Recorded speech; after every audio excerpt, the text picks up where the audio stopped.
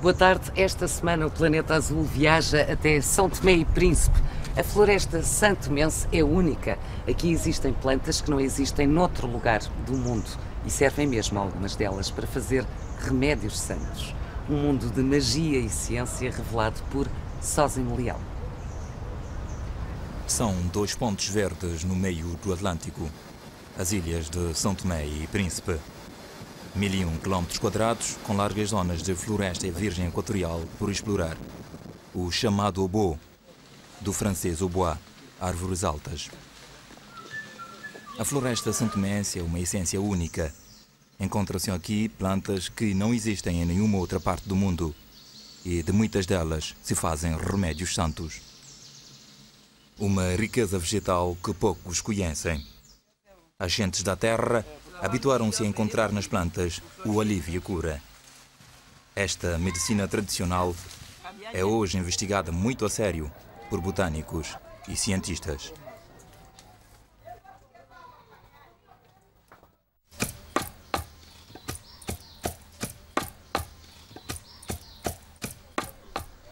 O dia começa cedo para estes 8 estudantes portugueses, agora a viver no bairro da Cooperação Portuguesa de São Tomé.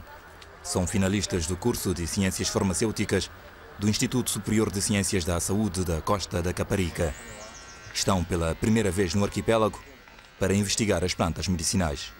É o início de uma experiência científica que pode levar à descoberta de novas substâncias e de novos tratamentos.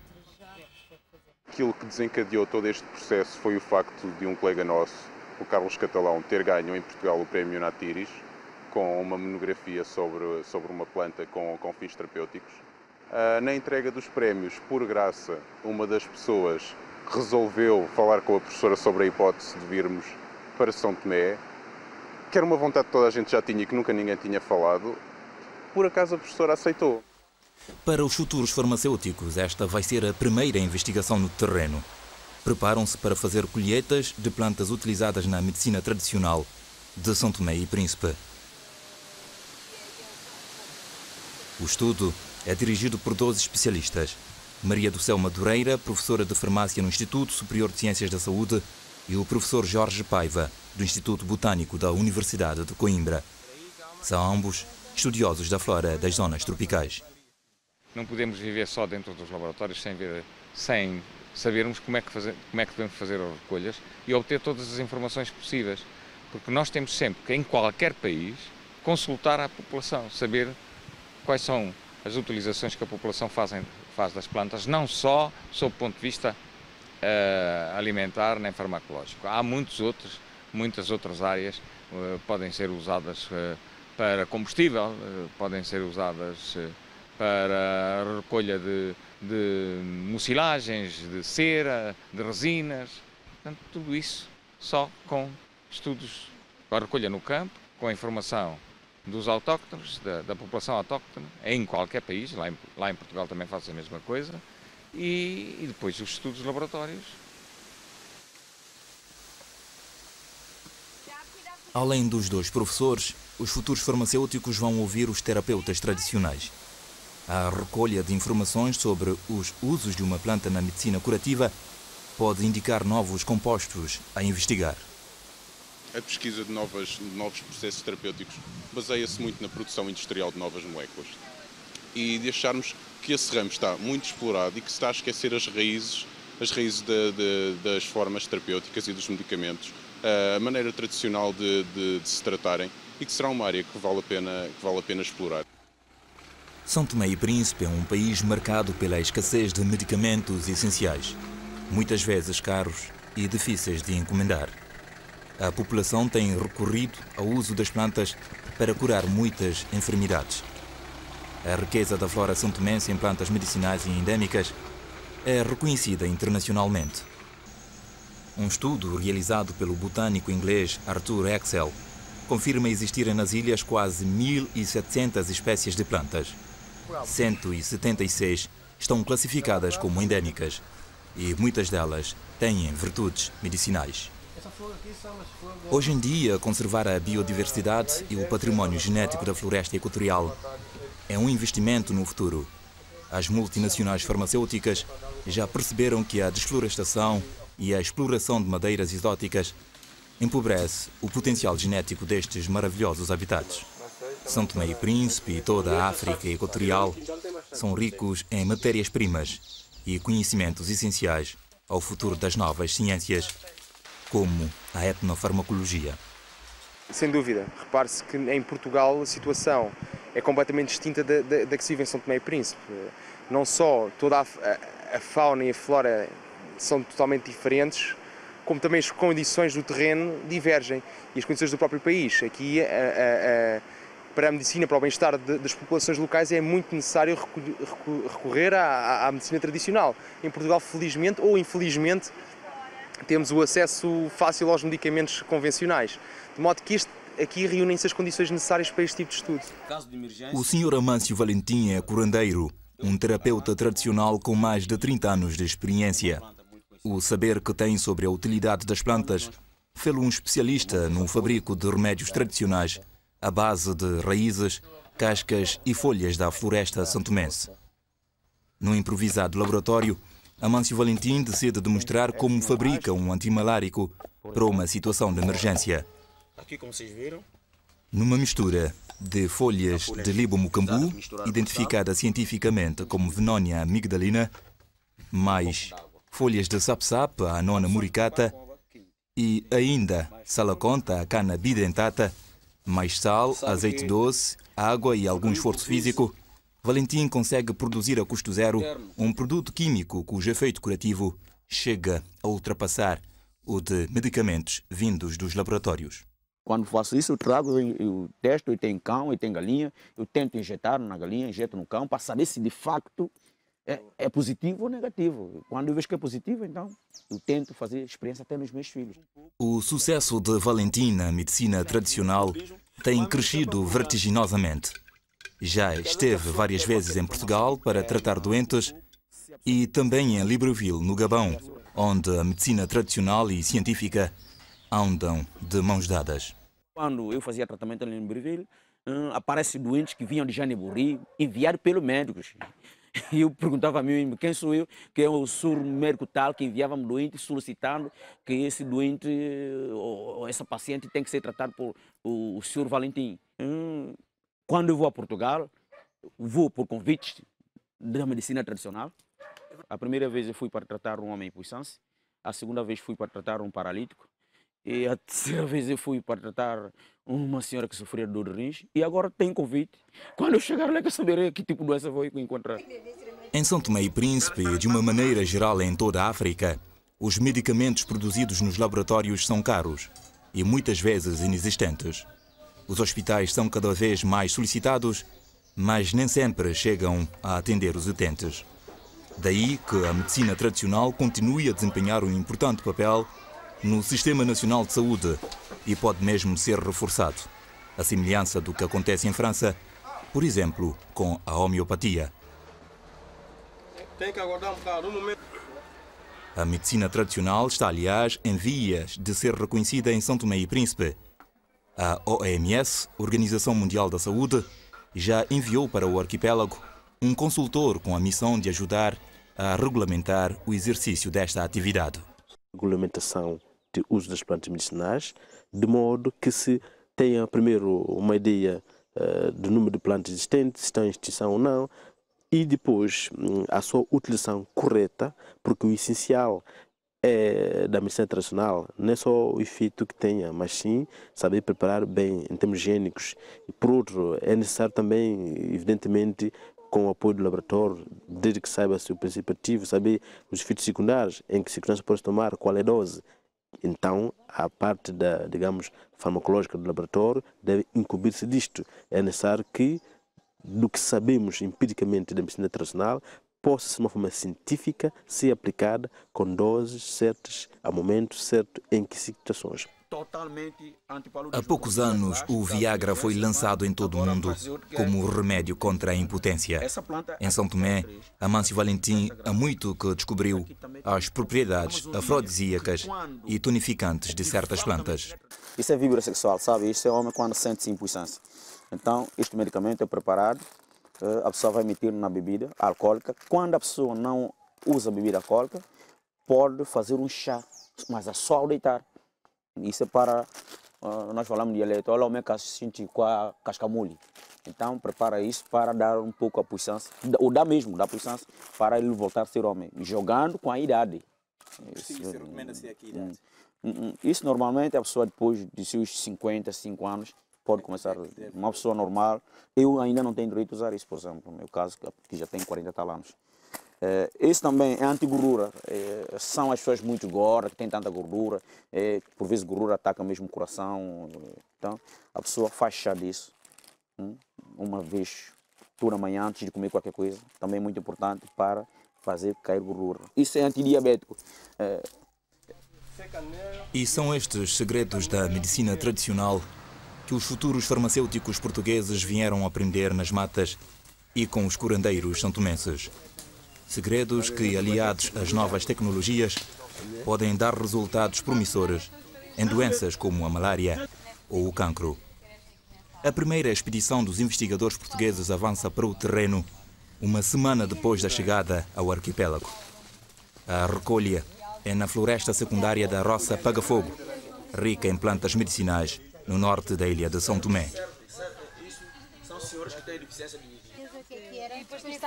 A professora Maria do Céu Madureira organiza os trabalhos de campo com a ajuda dos terapeutas tradicionais, os chamados curandeiros. Portanto, o nosso objetivo é recolhermos informações junto dos dois curandeiros que vão connosco, o Sr. Pontes e o Sr. Gino, recolhermos informações à medida que formos avançando pelo caminho, e cada um de vocês deve conseguir pelo menos 2 exemplares diferentes, etiquetados, para depois os montarmos, como fizemos ontem, para material de herbário, com toda a informação que for possível. Há muito trabalho de laboratório que um farmacêutico tem que saber fazer, mas este tipo de trabalho no campo de recolha da informação e de recolha das espécies e identificação das espécies medicinais é importantíssimo, porque direciona toda a pesquisa laboratorial.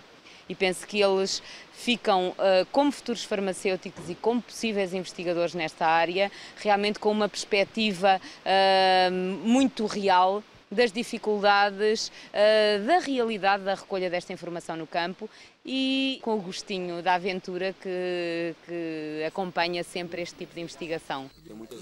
Aqui, as informações dos homens da terra são essenciais para a recolha e identificação das plantas.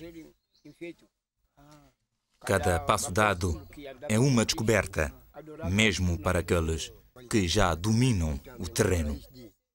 Nicocó, você conhece? Nicocó e casca Matias Matias, que existe aqui. Dentro de uma garrafa com bebida alcoólica. Beber um pouco cada vez para bem-estar do homem. Pela primeira vez em mais de 9 anos, Maria do Céu Madureira acaba de encontrar o fruto da batata pimpim, uma espécie endémica, ainda não identificada e estudada cientificamente, mas que tem efeito curativo em muitas doenças, dizem os curandeiros. Não tem flor. As descobertas sucedem-se durante as 4 horas da expedição. A casca de matanzoche, identificada cientificamente como Syzygium guineense, um afrodisíaco reconhecido pelo seu valor na ereção masculina, é também objeto de estudo. Esta está muito a apodrecer. Esta usa-se para... A cata grande é uma outra espécie cujo efeito na cura do paludismo já foi comprovada pela medicina tradicional. O nome científico da cata, nós identificámos-la como Cata edulis. Há algumas no continente africano. Isto dá uns frutinhos pequenos que têm os alcaloides, os mesmos alcaloides da Cata piquina. Portanto, ali acham alcaloides tipo da reserpina. Todos esses alcaloides têm a ação hipertensora, portanto, baixam a tensão arterial e têm também a ação, neste caso, comprovada clinicamente sobre o paludismo, portanto, sobre casos clínicos de paludismo que foram tratados pela medicina tradicional com casca desta árvore. A desflorestação é uma das grandes ameaças aos ecossistemas da Amazónia e da África Central. A biodiversidade constitui uma riqueza incalculável. Estudos como estes apontam novas soluções para valorizar os recursos das florestas tropicais sem as destruir. Pelo menos esse bulbo acho que é muito giro. O manto verde, que parece cobrir tudo e todos, é uma beleza natural, mas também um desafio. No meio de tudo isto, há uma aventura a estimular a investigação, a escalada ao Pico do Príncipe. Nos caminhos por onde eu fui é mais ou menos assim, mas depois para o interior, para dentro do pico, não fazemos ideia do que vamos apanhar. Este trabalho dos estudantes portugueses segue as pisadas do explorador e naturalista do século XVIII, Francis Newton. Newton explorou o arquipélago a partir de 1885, quando a bacia do rio Zaire era disputada por dois outros naturalistas, Stanley e Braz, que dão à França e à Bélgica duas imensas colónias no continente africano, os atuais Congo-Brazzaville e Congo-Kinshasa. São Tomé e Príncipe, os dois pontos no mapa do Golfo da Guiné, tornaram-se valiosos pela exploração e cultura da cana-do-açúcar e, mais tarde, do cacau. A monocultura colonial teve um preço em termos de subdesenvolvimento, mas, ao mesmo tempo, as ilhas foram poupadas aos conflitos sangrentos que devastaram a bacia do Zaire dos tempos coloniais até aos dias de hoje. Hoje, as florestas de São Tomé e Príncipe são também conhecidas entre as potenciais pela profusão e variedade das suas orquídeas selvagens e das espécies de aves que as habitam. Mas o curso de Maria do Céu Madureira não procura o exotismo. A etnobotânica e a etnofarmacologia são disciplinas que assentam na pesquisa e valorização das riquezas naturais e da cultura do povo santomense. A triagem de dados e a recolha de amostras obedecem a critérios científicos. As amostras de folhas e frutos são empacotadas em papel de jornal e esterilizadas com o álcool. A associar a tudo isto, fica a descrição do que os estudantes aprenderam no terreno. O fruto da batata pimpim é uma descoberta valiosa e, consequentemente, uma importante matéria de estudo a ser feito em Coimbra. O que se utiliza é a folha, o fruto e também a raiz, que é um tubérculo. O tubérculo pode ser utilizado para mulheres que têm dificuldade em engravidar. E o fruto é usado para a rouquidão, dores de corpo, doenças venéreas e infecções urinárias. Pode ser preparado em chá com bocadinhos do fruto, ou então pode ser também preparado uma infusão com as folhas para banhos, para quando se tem dores no corpo. Pode ainda ser utilizada para uma mulher durante o período fértil engravidar. É usado o tubérculo misturado com raízes de chimon, coiá e batata buzina. Ainda não tínhamos conseguido nenhum fruto ou flor que permitisse a identificação da planta. Mas acho que vai ser desta vez que vou conseguir que o botânico que trabalha connosco, o professor Jorge Paga, consiga fazer a identificação da espécie. E como parece ter propriedades em relação às hormonas femininas, pode eventualmente ser uma espécie interessante para estudar nesta área. Com esse conjunto de informações, está feito o primeiro trabalho de campo. Nós ficamos com este conjunto de exemplares de herbário prontos para enviar para o Instituto Botânico da Universidade de Coimbra, onde vão ser identificados, comparando-os com outros espécimens já identificados e que estão catalogados e arquivados neste Instituto Botânico. A pesquisa correu bem. A escalada ao Pico do Príncipe é o próximo objetivo. Cume vulcânico com 948 metros de altitude, no meio de uma floresta primitiva, densa, pluvisilva e marcada por espécies vegetais raras. A ilha tem as mesmas características físicas que as de São Tomé. As cordilheiras montanhosas, agora representadas neste mapa de curvas de nível, ajudam a perceber que grau de dificuldades os investigadores vão ter de encarar no terreno. São apenas realidades descritas do ponto de vista aéreo. A Ilha do Príncipe é ainda uma terra intocada, Talvez seja por isso que ela tem estado sempre no mapa de vários estudos científicos. Aqui foi tirada a fotografia com que o físico alemão Albert Einstein comprovou em 1919 a teoria da relatividade. A beleza natural da ilha é um potencial seguro para o seu desenvolvimento. O turismo é uma fonte inesgotável de recursos financeiros que poderão trazer melhores dias aos cerca de 6.000 habitantes. Príncipe foi desde sempre uma ilha parada no tempo e o seu isolamento conserva a raridade das espécies animais e vegetais, agora objeto de estudos científicos. Há aqui bastantes endemismos na ilha do Príncipe e muitos deles estão assinalados aqui para o papagaio, por exemplo, não é? Para o pico do papagaio. Porque o outro pico é menos acessível. E eu, inclusivamente, aceitei vir com a doutora Maria Pessoa porque se ia ao Pico do Príncipe, que era o único pico que eu ainda não tinha ido. Já fui ao do Papagaio, já fui ao Pico de São Tomé. Madrugada de sexta-feira. Este até podia ser chamado um dia de azar. As nuvens que marcam o nascer do sol denunciam a iminência de um verdadeiro dilúvio. Mas o destino está marcado. E não são as condições meteorológicas que irão adiar o objetivo. São Joaquim é o último reduto populacional. O final de um percurso feito por carro. Daqui para frente, a viagem vai ser feita a pé e em condições físicas difíceis.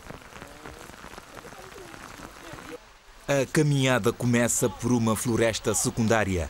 Antiga plantação de cacau, hoje abandonada e transformada em capoeira. O trilho enlameado e escorregadio não concedia facilidades a quem não tivesse o domínio do terreno. Mas este era apenas o início de uma caminhada com uma duração mínima de 9 horas. As chuvas constantes determinam o ritmo e impõem barreiras que, entretanto, têm que ser ultrapassadas. O caudal do rio Banzu está alto e a travessia é um risco assumido. É preciso conjugar esforços para se chegar à outra margem. É o inesperado de uma viagem, o verdadeiro momento de verdade. É preciso evitar acidentes para garantir o sucesso do empreendimento. Estamos no Príncipe, algures na densa floresta, longe de tudo e de todos, longe do mundo.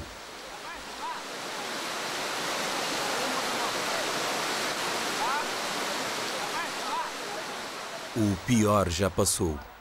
A viagem continua.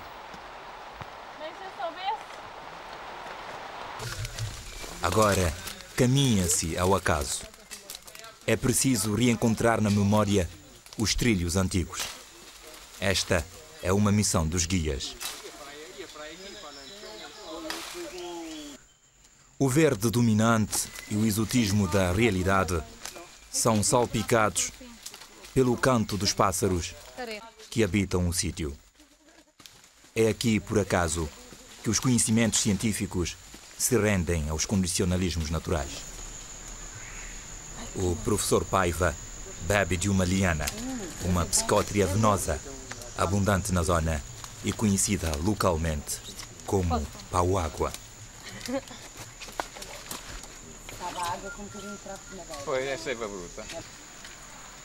A floresta é densa e a umidade é cada vez maior. E menor é a probabilidade de continuarmos a fazer o registro das imagens. A nossa câmara digital dá sinais de saturação e deixa de filmar. Entramos num período a negro e sem som da nossa história. Continuamos o percurso, subindo e descendo as encostas montanhosas, debaixo de fortes chuvadas. A noite foi passada num improvisado acampamento, alagado pelas águas da chuva. No dia seguinte, chega-se então ao pico. O objetivo foi cumprido.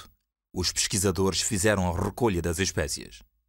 E a história é retomada 2 dias depois, já na cidade de Santo Antônio. Aqui, novamente se faz a identificação e conservação em herbário de mais de 2 dezenas de plantas recolhidas nas encostas do pico. Uma das novidades é a cata do bo, cientificamente conhecida como Taberna montana stenosiforme. Esta é endémica também. E é de uma classe de plantas que é muito rica em alcaloides. Eu penso que esta planta deve ser pouco estudada, portanto pode eventualmente ser uma boa planta para nós levarmos a casca para estudos fitoquímicos lá. Impatiens nanteruana. Esta planta é lindíssima, é endémica da Ilha do Príncipe. Só existe nas zonas montanhosas do Pico Papagaio e do Pico do Príncipe.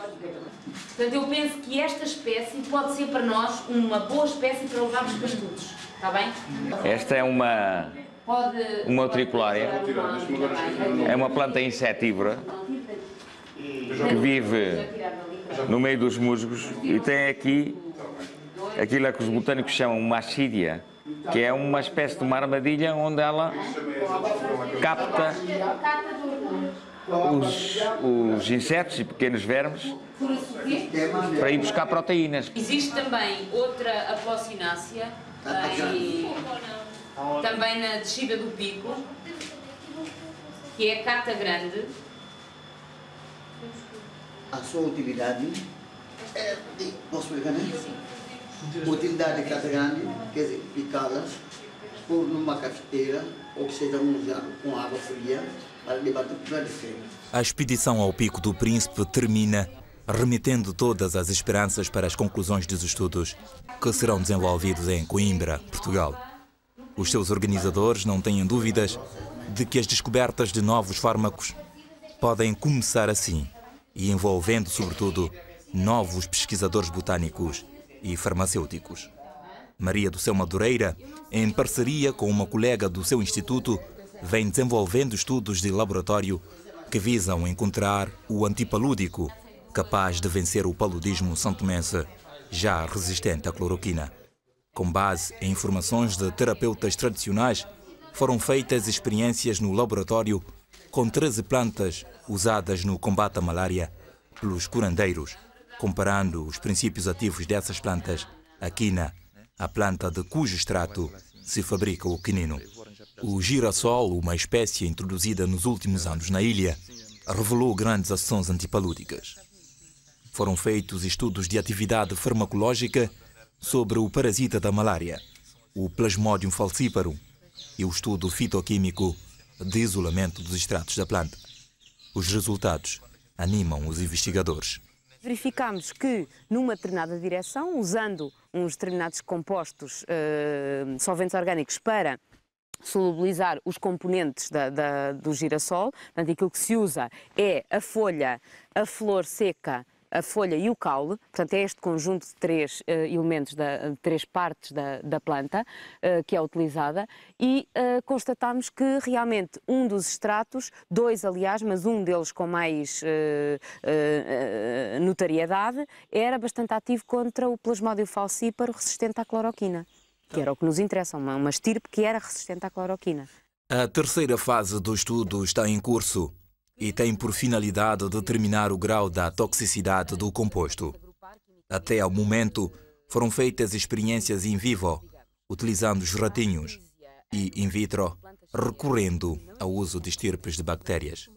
No exotismo das ilhas do Golfo da Guiné, escondem-se realidades que, pouco a pouco, vão sendo descortinadas por aqueles que, no mito da esperança, se entregam à causa do bem comum. As imagens, os momentos e as experiências que marcaram esta expedição dos investigadores portugueses ficam assim na história e na memória coletiva. Nas florestas virgens de São Tomé e Príncipe, ainda se desencantam remédios santos.